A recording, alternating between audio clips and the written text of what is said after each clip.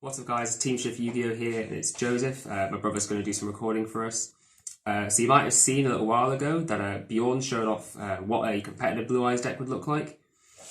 So a couple of weeks ago as well, we took part in the Disciples Invitational online tournament. Something to do in our vast free time at the minute. So the deck I played was Crystal Beasts. Not a competitive deck by any means, but I really like it. It's one of my favourite decks. I've played it for years, kind of just as a casual fun deck. But I wanted to build it in the most competitive way possible, so this is the build I come up with. Okay, so the monsters, the actual Crystal Beasts, we've got 3 Sapphire Pegasus. On any type of summon, place the Crystal Beast from the hand, deck, or grave into the spell and trap zone as a continuous spell. And 3 Ruby Carbuncle, which is the second most important monster in the deck. If it's special summoned, we special summon all Crystal Beasts from the spell and trap card zone. And then we play 3 Brick Crystal Beasts. We play 2 of the Cobalt Eagle and 1 of the Topaz Tiger. The Cobalt Eagle is more important than the Topaz Tiger because the extra 200 attack doesn't really matter, but Cobalt Eagle is a winged beast and she's a wind. So that's it for the actual Crystal Beast monsters. And then we play Magician Souls and the Apprentice Illusion Magician. So Magician Souls is actually really useful in this deck. So not only does it act as an extender for the combo, but it also lets us send off our continuous spell Crystal Beast to draw cards if our hand is really bad. And then this deck is a combo deck, so we do have some bricks, and you'll probably start to recognise what we're doing with the deck now. So we're going to play Singing Lanius, Borrow the Spear, Zapdos the Elite, Apex Avian, and Mist Valley Thunderbird. So the only 2 of these cards that we really can't draw in order to do the combo are these 2. We can draw the Thunderbird, the Avian, and the Singing Lanius and still be able to do our combo. If you've played much Lunalights, you'd recognise where we're going with this. So on to the spells. We play the Soul Shade Force, which you'll see as part of the combo later on. We use it with the White Strix. So the actual Crystal Beast spells and traps, we play the best card of the deck, which is Crystal Bond. So Bond lets us place a Crystal Beast in spell and trap zone, and then add a different Crystal Beast on the deck to the hand. So that gets us Sapphire, which then gets us another Crystal. It's one of the best starter cards. And then the other half of the combo, this is the 2-card combo between Bonds and Beacon. So Crystal Beacon lets us special summon a Crystal Beast from our deck when we have 2 or more face up in the spell and trap card zone. So it lets us get our Ruby and then fill our board. And then acting as any copy of any crystal or rainbow, no, just crystal, spell or trap, is the Rainbow Bridge. You can use it to add the Beacon, or you can use it to add the Bond. Then we could play 2 copies of Crystal Tree. This card isn't actually all that useful. Sometimes if you don't have the combo, you can use it to get there, because all the Crystal Bonds really does is get you to the Sapphire, which then gets you to more ones in the spell and trap card zone. As long as we have access to 1 Sapphire, that's enough, as long as we have enough in the spell trap zone with Crystal Tree. And then we play 1 copy of Blessing, which comes up sometimes. It lets us have some plays later on into the game if the game goes past them just scooping to the combo. And then we'll play some of our extenders. So Crystal Promise, the card's fairly good if our hand isn't all that great. We can just use it to make like a Bagooska and hope to survive. But it also acts as the extender, which I'll show you what that does in the combo later. The other extenders we play is Reborn and Airs Rock Sunrise. So Rock Sunrise is just a monster reborn for a beast type, so we can use it to bring back the Sapphire and then get more crystals. And the last 4 cards in the deck, we play a Terraforming, which acts as a 3rd copy of Ancient City Rainbow Ruins, and then we also play a Ritual Sanctuary. So the Rainbow Ruins is pretty good, but we don't actually get to use many of the effects if we get to do the combo, because the combo will get rid of all our Crystal Beasts in the spell and trap zone. But if all else fails, we can just set up using this, using the draw effects, and then end on a load of Crystal Beasts that are essentially spell and trap negates with its effect. And then the Ritual Sanctuary lets us return our spells from the deck to the grave, sorry, the grave to the deck, and then special summon a Ruby from our grave, which then lets us flood the board once again. So, the extra deck.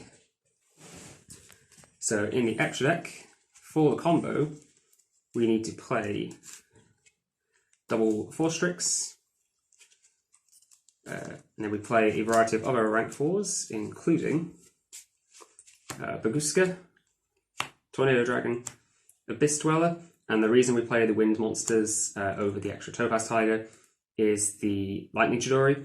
It's really good it outs multiple cards by itself. It's really useful. And then the last 6 E's we play is the Infinity, which comes off with the Soul Shade Force. And then the links we play, so we play Y-Strix, part of the combo, Simurgh, Bird of Sovereignty, Union Carrier. When we have the extender, we can go into IP Masquerena, which lets us make the Mech Knight have a max in the opponent's turn to protect the combo. And then our remaining links are the Nightmare Unicorn, a Bulbasaur Dragon, and then what would be an Appaloosa, but I got rid of mine just before the lockdown. The Bulbasaur Dragon could also be an access code talker, which is obviously really good going second once you go through a Nightmare Unicorn.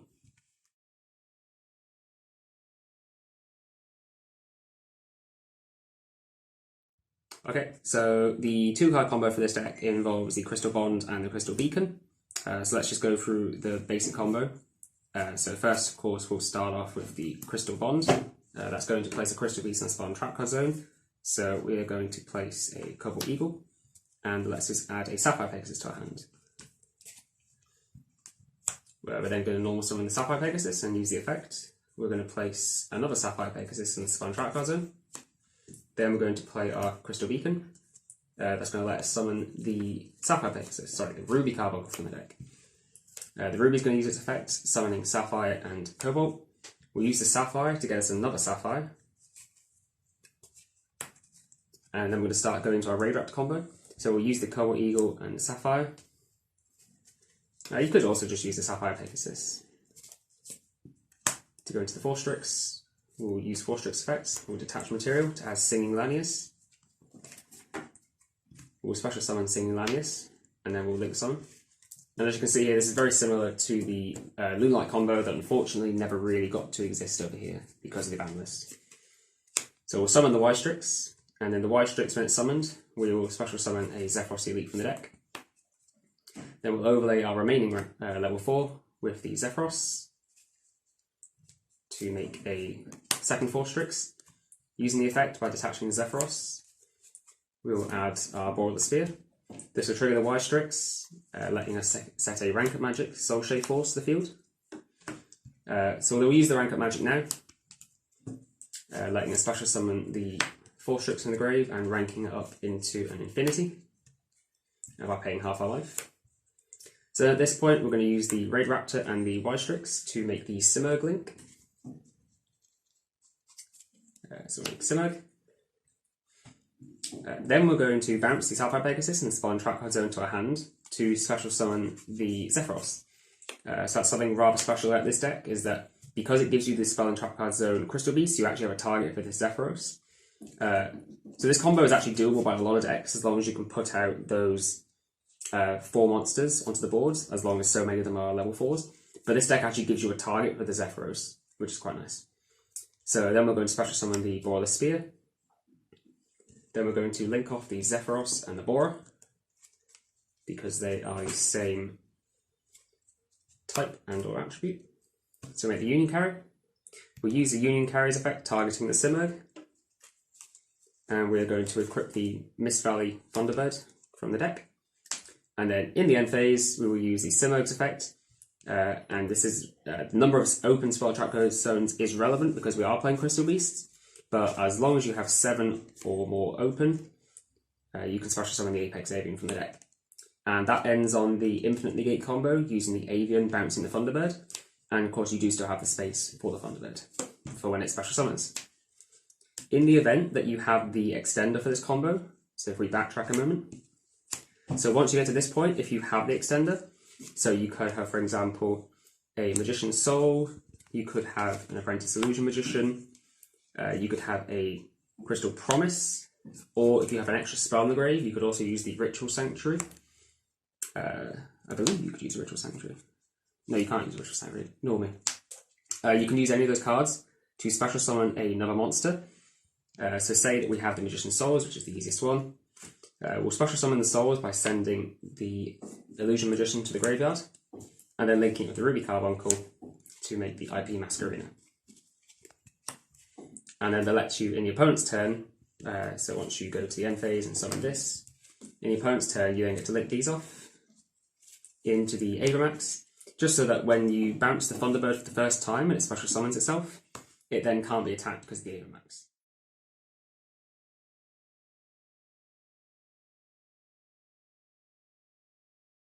Okay, so for the second combo, again, it's Bonds plus Beacon. So we'll start off the exact same as before.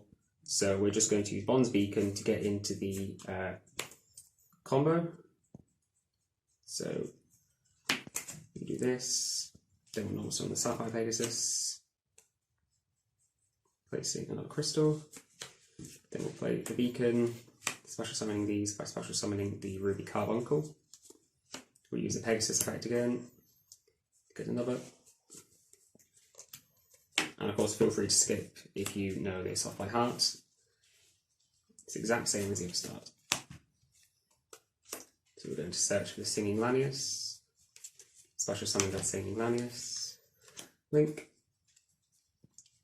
into a Y-Strix. Y-Strix special summons the Zephyros, overlaying the Zephyros and the Sapphire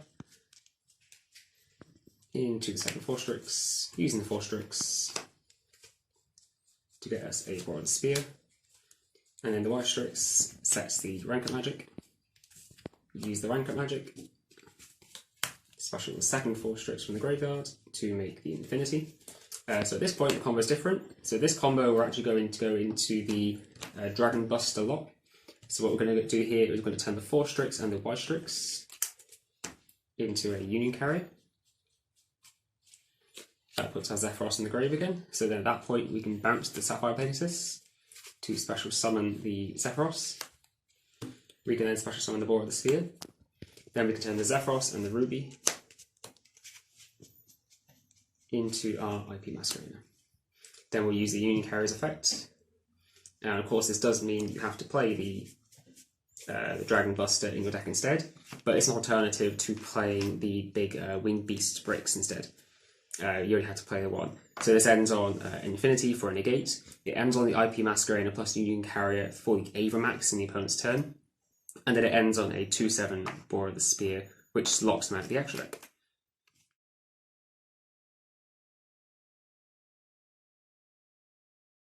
Third combo is again just a little bit of a variation from the last one. So you're going to get to this point of the combo where you've resolved the second 4-Strix to search for a Boar of the Spear and set a Soul Shade Force. So then the alternate combo, we're going to use the Soul Shade Force. We're again going to summon the 4-Strix and make an Infinity. If I can find where I put it. So we'll make the Infinity. Then we are going to link off the 4-Strix, the Y-Strix and the Carbuncle, and that'll make a free material Appaloosa. And again, sorry for the lack of a proxy. And at that point, it's as simple as we'll bounce the back row Crystal Beast Sapphire Pegasus to our hand to special summon the Zephyros. Then we'll special summon the Boar of the Sphere. And at that point, we can make any rank 4.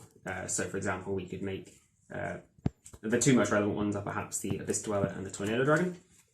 So obviously we can lock out the opponent's grave or hit their back row. The Bagooska is also an option, but of course that's going to turn off our Infinity. So we'd probably most likely go for the Abyss Dweller. And that also gives us the Sapphire Pegasus in hand for next turn. And that's it. Thank you very much for watching, guys. Obviously it's a bit of a different kind of video. It's not really a competitive deck, but I figured, what if it was? Thank you very much for watching. Please like, subscribe, and I'll see you next time.